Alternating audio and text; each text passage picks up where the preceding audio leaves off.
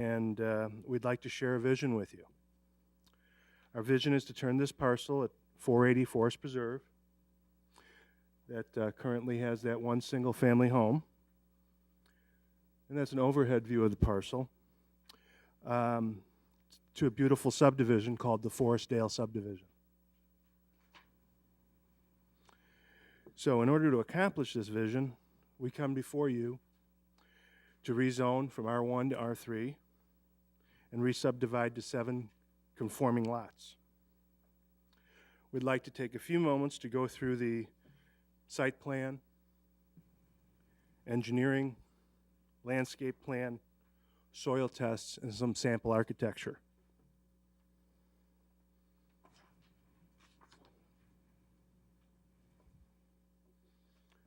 The first slide is the current survey.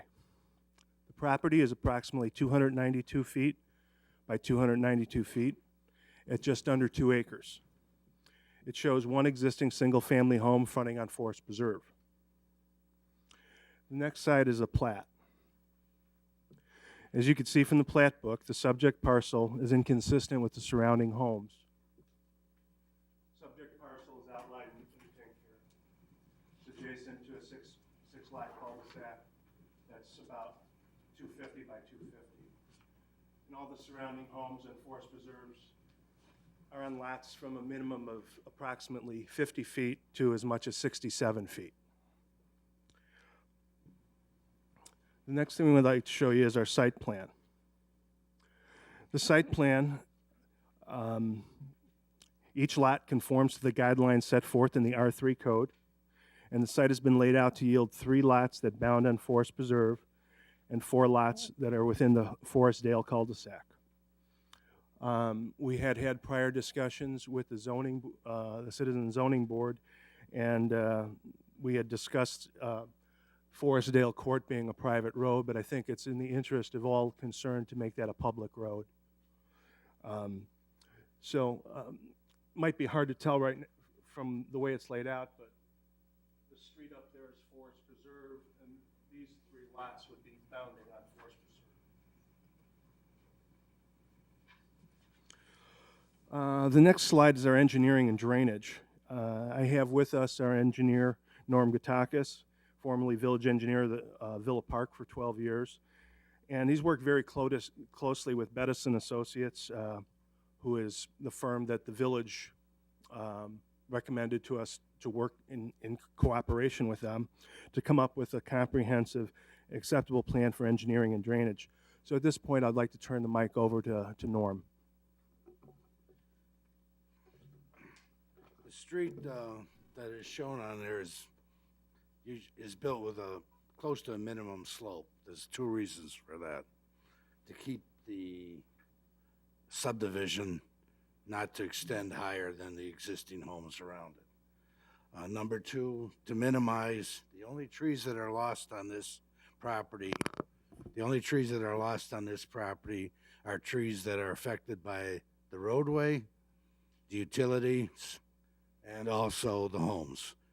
None of the other trees on the properties or surrounding the property, because of meeting the existing grades, are going to be removed. I tried to do this, and this also, the flatter the property, it's approximately 1% roadway. More of the drainage gets absorbed into the homes on this subdivision. Number 2, all of the drainage from all of these homes will be directed to the cul-de-sac and out to the storm sewer on a Forest Preserve Road. I think we do have some pictures on drainage from last week's storm, which I was lucky enough not to be around here.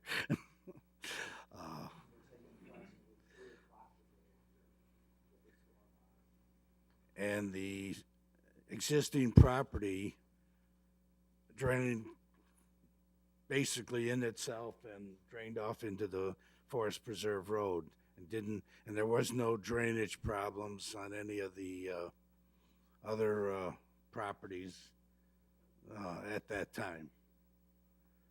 There There are swales on these properties to direct the drainage from each lot to the front of the street.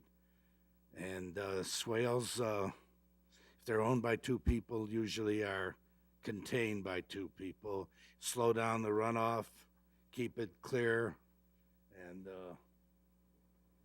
don't direct. Sometimes storm sewers, people have a good idea on storm sewers. A lot of times, storm sewers just direct water from one person to another and say, "Here, you got it now. You take care of it." Most of the water on this will be, as I said, drained onto the properties and into the roadway, into the existing storm sewer at the corner. I think this will fit in very well with what you have there. The roadway is exactly identical to the cul-de-sac that you have to the east. It is not to the requirement of the village, but there's no way we can put this subdivision in without affecting the backyards of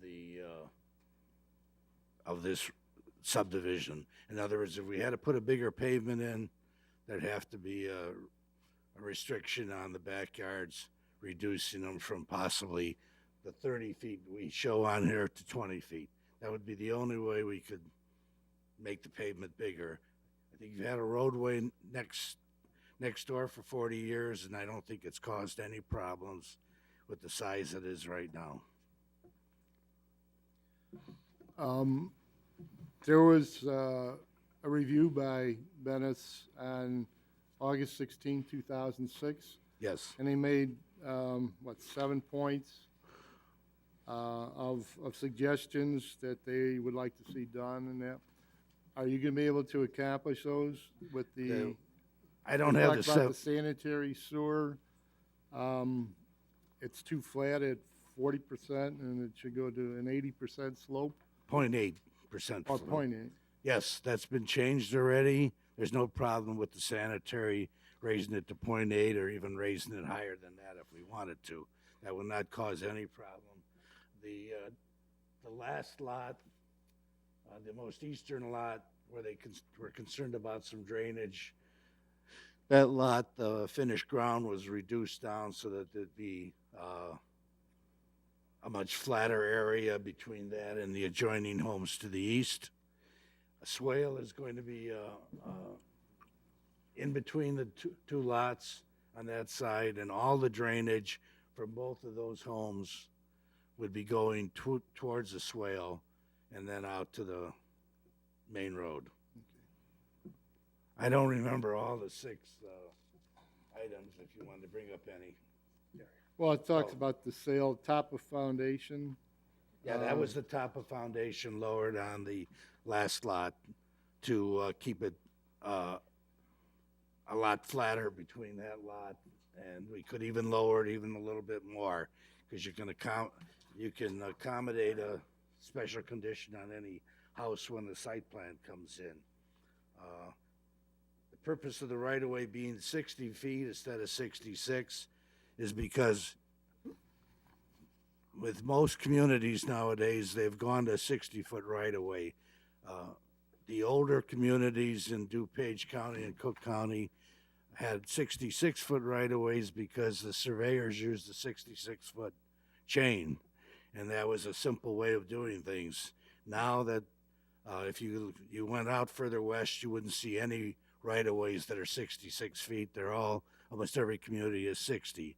The roadway is still going to be 28 feet, and the parkway on each side will still be 16 feet on each side, which is far more than sufficient for any homeowner to want to cut more than that. A couple questions on that, Mr. Chairman. Go ahead, Alderman Suba. Maybe it's for Gary. Are we able? They're able to fit all their utilities within that right of way, and what would be the downside for the city? Maybe progressing and starting to accept a 60-foot right of way as opposed to a 66-foot right of way. Very briefly, it always seems the engineers have to compromise and not the zoning people, because developers shoot for the right-of-ways first and then the zoning variances later. If this was a 400 lot subdivision, 200 acres, and they're coming in proposing substandard right-of-ways, I would have an issue with that. Substandard right-of-ways make it more difficult for us long-term, thinking 20, 30 years down the road, where we're gonna have to go back in and tear up that sidewalk, go back in, tear up that water main, tear up that sanitary sewer. In this case, it's a small cul-de-sac, and the total length is very small. I don't think there's any real negative impacts to us in this case because of the physical size of it. Again, if it was a big major subdivision, I would have more of an issue with it. What about the turning radius being of a 50 degree as opposed to a 60 as required by our code? Yeah, I was gonna say, our code does require that. Functionally in the field, will you see a problem? I think our fire department's already commented that they're okay with it, and they're probably the most restrictive user of that cul-de-sac. So I would defer to them, and if they've indicated that they're okay with it, we're certainly okay with it in our trucks. Thank you. Any other questions? Alderman Weger? Thank you. Question for the administration. I'm not sure who would answer this, though. Can you give me an indication of the size difference or similarity between Brookwood Place subdivision and the subject one? Are they generally pretty close? On a map, they look pretty close, but I just want to see size-wise, because I will tell you that I've gone down the street plenty of times in the past couple days really looking at this, and to me, Brookwood Place, it's too dense. Those houses are very close to one another, and there's 6 homes in Brookwood Place, and the proposal here is 7, so I have a real issue with the density right now. Can I address that? Go ahead, sir. Yeah, go ahead, and then I'll get the read on the dimensions. Is Brookwood Place the adjacent subdivision to the east? Is that what you're referring to? Yes. Okay. Well, I think the first thing that should be noted is the square footage of that subdivision is about 12,000 square foot less than the subject parcel. And that 12,000 square feet basically turns into the additional 7th lot. The other thing that should be noted is we've taken great pains to conform to all the setbacks and all the restrictions of the R3 zoning. What you see on the previous site plan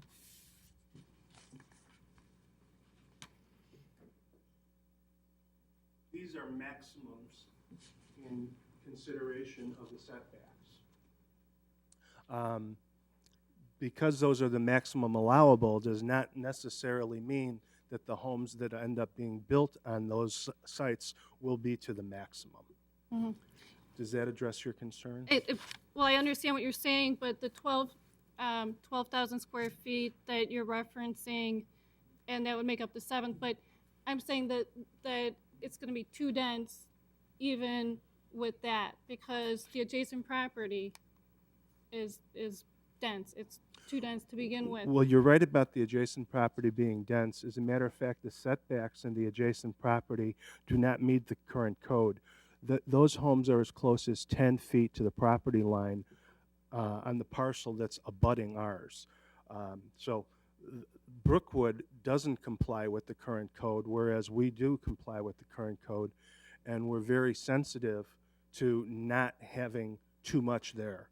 And we feel with the size of these lots, which vary between 9,000 and almost 12,000 square feet, it would accommodate these homes very comfortably. And then if I may, I have one more comment.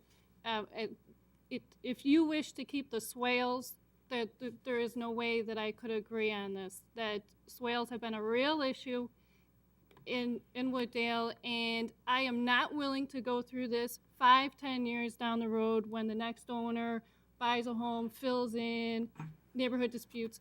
I don't want it. I don't want that. Well, I could appreciate your concern. However, as I mentioned earlier, we're working very closely with the engineering firm of James Bettis, and that's the engineering firm that the village has referred us to, and we're working with their guidelines. This is what they have instructed of us, so we're trying to bring to the table what's been asked of us. Sure, and I'm just letting you know that I'm not going to agree to swales. Thank you. The other thing is most swale problems end up in the backyard. where it's one person's swale. These swales are all on the side yard, so that, and first of all, we're gonna have all the drainage from all of these homes, downspouts, sump pump, directed to the front of the property. But the swales on these lots are on property lines. In each one of these cases, one owner can't block it without interfering with the other owner. And swales have a tendency to slow down the water, purify the water, and it's, as I said, we have done nothing to the back property lines, and that's where my 20 years of municipal work, because I worked in Ohio 8 years for a community and 12 years here. Most of your problems are always in the backyards, where somebody builds a shed or builds a fence and blocks it up, and of course the village can't be 24 hours on the watching somebody, or the same thing with filling. I mean, in Villa Park, where I was the engineer, you could see yards that were filled a foot and a half in the back. And you can't blame the community, because the community can't stand there and watch everything that's done unless someone else reports it. Swales are an excellent way to control water, and if they're on property lines for both property owners, very seldom are they affected. Okay, we got online, Auckland. Shocking, did you have something to say? From experience, swales don't work. They do not work. But let's get back to what you said before. This property is exactly the same as the Brookwood Place property. Now, those homes over there are, Excuse me, we've never said that. yes, he just said something like I that. said the roadway was the same. Well, it's not the same, because this is an off-angled roadway, Well, and and the the other same one is a straight size. one. Okay. You have homes that were built in 1963 to 1965 approximately on Brookwood. Those homes are, 25 square feet, or 25,000 square feet at the most. You're talking about homes that are going to be going for $600,000 to $700,000. Those homes are, I'm sure, are going to go at least 3,500 square feet, not thousands, I'm sorry. You're just packing in so much more in just 12,000 square feet. It's kind of ridiculous. We already have too much density in Brookwood, and you're going down in density to make the houses, even when they're going to be larger, more so. You're also going to have a problem with water over there, because you're going to have that water going out to the street, I would imagine, and it's going to be going out to Forest Preserve Drive. And as you go east from that property, it goes lower. I think that's, as Bennis would say, it's by eyeballing it, but it does go down lower. And if you have heavy rains, I don't know what it was at 3 in the morning, but during the heavy rain, that street was pretty well flooded. There was a lot of water on there. And if you get into that point where it's close to wintertime and you have ice and snow forming, you're going to have a skating ring out there. It's going to be terrible. And there's one last thing I'd like to ask about. The 60-foot right-of-way for the circle, our code says 66 foot. Now, I don't understand why, when our code says 66 foot and you have 60 foot, that Bennis okays it. Is Bennis taking over as consul? Are they making our decisions for us? This is a decision that we need to make, not the engineer. It kind of ticks me off that this is not according to code, yet Bennis says, well, it's okay. Doesn't make any sense to me at all. Thank you. Alderman Ptolemy, then you, Alderman Coles. Yeah, first off, I would like to say, I would agree, swales do work, okay? The problem we've had here in Wooddale is that they don't work because the people, well, where the swales are, even side yard properties, they don't respect them, okay? They don't take care of them, and what ends up happening is that the city ends up involved in having to put in some kind of a sewer ultimately put in some kind of a sewer system to drain the water out, because you do have people that, after they're there for a couple of years, all of a sudden they say, you know what, I want to fill this up. And they do. On the weekends, they'll bring in, it's like you said, you can't be 24/7. The city can't be 24/7. But, I'm sure every one of us as aldermen has driven around on the weekend and seen people on the weekends, bringing their dirt in, whatever, and filling those things up. But that's irrelevant. I mean, I think your water plan is fine. I'm not really opposed to this. I mean, I do understand the concept of taking your road from 66 to 60. I mean, I think that is workable. I mean, we've had, we've had people say, that the fire department's come out and said they don't have a problem with the turning radius, which would be 50 instead of the 60 degrees. I personally, I don't think that I would have a problem with this. I mean, when you look, again, directly to the east with the Brookwood place that's there today, I mean, you got to think, okay, Alderman Shockey pointed out, this was built sometime in the 60s. Okay, back in the 60s, I mean, yeah, they allowed it then, and I think your property, just from what I'm looking at, appears to be considerably larger, and if the only thing you're asking the city for is to zone it to R3, I don't see there's any need for any variations, really. Am I right, Roger? There's no variations on this, is there?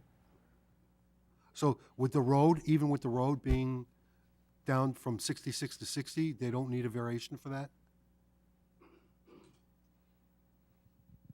No, you are correct. If the engineering aspects of it work out and are approved, then there's no requirement for any additional for any variations whatsoever. So really, what it comes down to is just a request to rezone and the property to R3. And if everything, in my understanding, is the majority of the property surrounding it is all R3 today, correct? That is correct.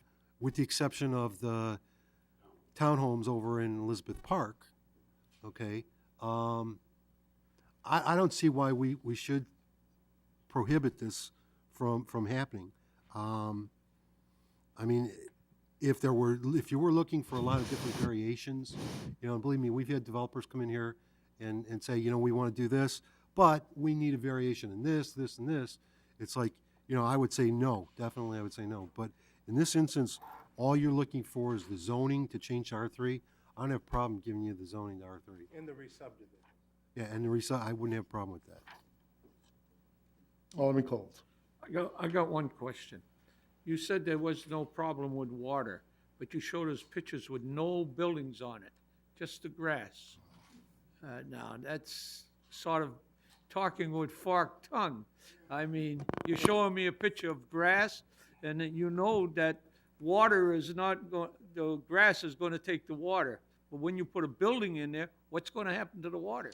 Well, The water ain't going to be where the building is. Well, I appreciate your concern, Alderman, and that is how come the city works with an engineering firm to address those Let me issues. tell you about Bennis. Me and Bennis don't get along. We've had problems with everything that he's done lately, including a big retention pond that we're going to own pretty soon. Well, Okay. but Bennis has been working with our engineer, and that's why our engineer is present here to address any concern you may have regarding drainage. And I'll turn it over back to Norm. We designed this roadway as flat as possible so that we don't have torrents of water coming down there. There's 3 inlets that are being installed, and certainly at the point of where the water goes onto the new roadway, we could install double inlets, which would be no problem. In other words, right here's the water comes down to the 2 inlets here, and of course then we have another inlet up on Forest Preserve. But we could put double inlets there, and double inlets will catch all the water during normal rain. I mean, I can't guarantee that some of the water won't go over it, but 2 double vein grates, and in the past 20 years, most communities have gone to vein grates, which number one are slanted grates. That number two, they don't catch all, they let the leaves go through or go over, but they don't build up on top of the inlet. And their efficiency is somewhere around 70% better than a normal straight down grate. Alderman Subak. I'd like to correct Alderman Chalky. He made a comment that Bennis was making decisions for the city council. That is absolutely wrong. If you look at the memo from James Bennis dated August 16, 2006, they reviewed the plans and they sent them back for corrections. And one of the corrections they requested was item number 4. It says the proposed right-of-way for the street is proposed at 60 feet. City code requires a minimum of 66-foot right-of-way. So Bennis caught that and sent those plans back. Next item number 5 is that the turning radius is 40 and 50 degrees, and that recommend cul-de-sacs be designed code 50 and 60 degrees. So to say that Bennis is making decisions for us, that's not true. Bennis is reviewing the plans, and I think the personal vendettas against Bennis is really shining through tonight. So that's just not fact. Look at the report. They caught all the problems. With respect to going from a 66 to a 60, if you eliminate one house, are you able to eliminate that requirement? Because when I look at your plan, it does look like, I know it meets the R3 requirements, but it looks like one house too many. I would like the subdivision to go forward. I don't care that the houses next door are 2,400 square feet. I don't want you to build the same style houses that are next door. You build whatever you think you should sell and what you can sell for that area. But can you still do this plan and eliminate one house? Because when I look at this photograph, The answer is no. that you walk away The without. project is financially not feasible for 6 lots. Because that's your only problem here, because that's the way, if this comes forward to us without the 60-foot right-of-way, which I don't have a problem with either, because you have heard the decision from our staff too of why it originally was set at 66. But if you don't have that variance request from a 66 to a 60, our hands become tied, as our attorney will tell us, that it's a standard subdivision, we don't have any discretion. Unfortunately, we do have discretion now, so we can bring up issues, but, I mean, the other issue on the drainage, it's under 2 acres. They're not required to do any stormwater detention. If we don't want the swales, we want something else, we should have Gary look at it, or we have an in-house engineer now, let him come up with an alternative plan, but I am a little bit concerned about the density. Thank you for allowing us the opportunity to discuss the density. When we as developers look at a project, it's an equation. The cost of land, the cost of construction, the cost of sale of the finished product, and what the market will bear. This project is only feasible as a 7-lot project. At 6 lots, it's going to remain in its present state, or wait for someone who looks at numbers differently than we did. And that we looked at a way to make it work with 7 lots and be a practical solution. And we felt that this was the most practical and most economically feasible plan that we could put forward. In regards to I mean, can you explain those two, can you go to this photograph? Sure. Because do we have somebody's backyard lining up to somebody's side yard? You know, the 2 houses on the left-hand side of, Well, these are the backyard variants on these homes, and on this home also it's 30-foot. but the 2 houses that are on Forest Preserve Drive, okay, that one I can see where the backyard is, that would be behind where is that one's backyard? This one Correct. here. But the garage is off the cul-de-sac. It's off, the garage could be off the back, probably will be off the back, but it still will have the 30-foot backyard requirement. Can you build that house where the driveway and the garage is off Forest Preserve Drive? The houses can be laid out in a number of manners. We're not prepared this evening to discuss the end construction, because frankly, that's not our purpose. We're developers. What our purpose was to adhere to the code regarding site plans, setbacks, square footage requirements per the code. So, But you're able to play, we do have a quirk in the code that when you're on a corner, you can call your side yard the rear yard, and that's a goofy rule that we haven't fixed yet. And unfortunately, you're not building this accordingly 100% to code because you got a road problem. So you're right. If you sit up there and say, I don't care about your comments, but you have to a little bit because you do need that variance in the road. And so that's one of my concerns, that now you have one house that is the backyard, and then the one right next to it, it looks like the side yard becomes the backyard. The more homes that come off the cul-de-sac, the safer it is for everyone. I mean, it's a lot easier pulling out of a cul-de-sac, backing out of a cul-de-sac, than it is on a through road. And they're a lot slower driving on the cul-de-sac than they're driving on Forest Preserve Road. but all that being said, it could be accommodated either way. The side of the house could be the front of the house. Architecturally, that could be solved. Any further comments? All right, if not, I make a motion to approve the map amendment request changing the existing zoning from R1 to R3 Single Family Resident District with subdivision to allow for the proposed construction and use of 7 single-family detached residents, subject to final review and approval of site stormwater engineering by the city engineer with adherence to all recommendations and corrections listed in his Venice report dated August 16, 2006. Have a second? Second. Roll call, please.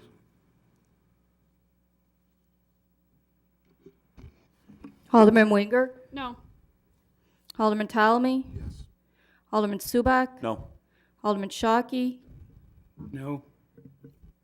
Alderman Coles, No. Alderman Knight. Yes. All right. Failed.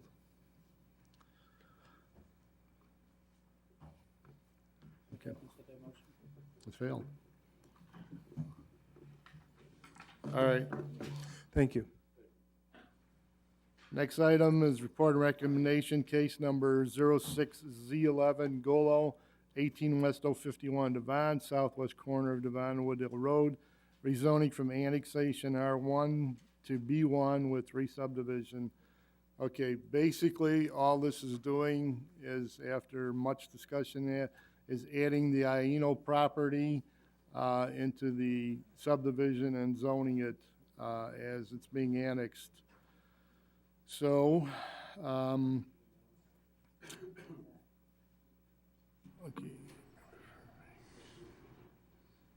Here I'd like to make a motion then to approve the petitioner's request to rezone a property from R1 to B2 Retail Limited Service Business District for the construction and use of a retail/commercial development and direct the city attorney to prepare the appropriate ordinance. Second. Any question? Alderman Subak. No questions, I'm sorry. Okay, all in favor? Aye. Aye. Opposed? Motion carries. Thank you. Okay, the next item is report and recommendation, case number 06TA12, City of Wooddale zoning text amendment overlay district. Okay, Approve.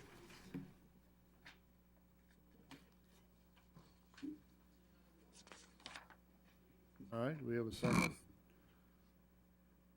Second, but on the motion, I'd like The the, question? like the motioner to incorporate the finding of facts by the memo of the Community Development Staff, Ross Clicker, dated September 12, 2006, and incorporate those by reference. I agree. So moved, so they're incorporated. All right, motioner agrees, seconder agrees. Any question? If not, roll call, please. Alderman Winger. Yes. Alderman Ptolemy, Yes. Alderman Subak, Yes. Alderman Shockey, Yes. Alderman Coles, Yes. Alderman Knight. Yes. Mr. Attorney, sorry. All right, then the next item is the report and recommendation, case number 06Z13, AEC Drive, SRG LLC, rezoning from annexation R1 to M1 Limited Manufacturing District. Petitioners and owners were requesting a map amendment to rezone subject property from annexation R1 to M1 Limited Manufacturing District with approved annexation. Mr. Noack, could you give us just a little bit of background on their combining the properties and that to, Yes, I can. I would probably like to hand this over to Ross. He's been working with these individuals specifically, and he can provide some insights into what their plans may be. okay, As for the property owner's plans with the property right now, they do intend to sell the property. They also own the a parcel immediately adjacent to it to the west, and then the parcel to the south of it is also owned by the same corporation. They are looking to basically bring this property in, annex it in for marketing of the parcels. They are looking to sell these parcels right now. If all three parcels are brought into the city of Wooddale, they feel it's a much more marketable piece of property, and they fully intend to, at some point, come forward with a consolidation. okay. Any questions or concerns? If none, excuse me, I make a motion to approve the request to rezone property from annexation